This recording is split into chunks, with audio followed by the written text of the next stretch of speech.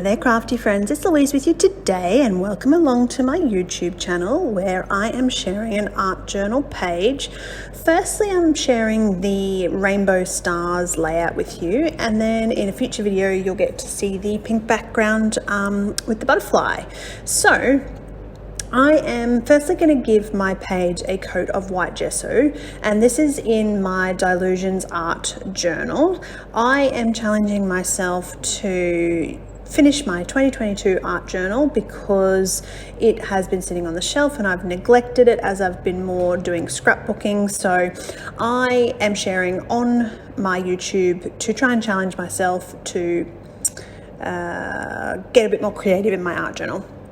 So firstly, I'm putting this background paper on, and I'm going to work in a rainbow palette. And when I put the paper on, I just stick it down with some gel medium and then hit it with the heat gun just to dry it off a little bit.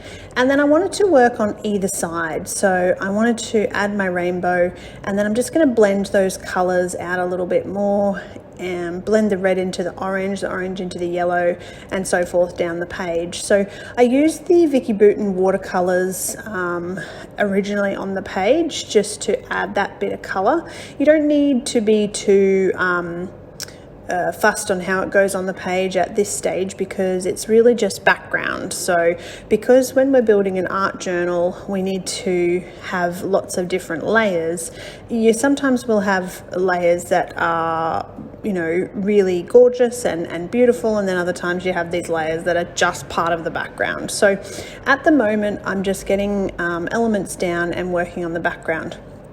Now, to help blend my rainbow color with my circles, I'm using some black acrylic paint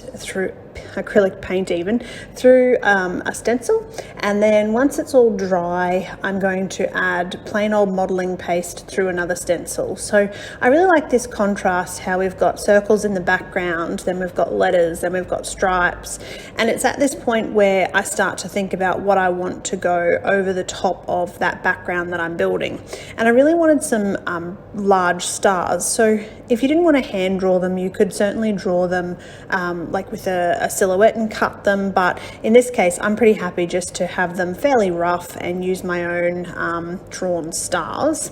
So I've just used a scrap piece of white cardstock, and once I'm happy with the star shape I cut them out and flip them over, and I'm going to use that same color palette, so the red, orange, yellow, green and blue. I'm going to leave the purple off so that I don't end up with mud as I blend these colors out, and I'm just using my distress crayons, and while the distress is still fresh on that cardstock you can blend it with your finger. You don't have to add any water or anything. So I mean, if you like a smoother look and you want it to blend together a bit better you can definitely use some water, but for me I'm quite happy just to blend it exactly like I am, just with my finger and sort of joining those colors together.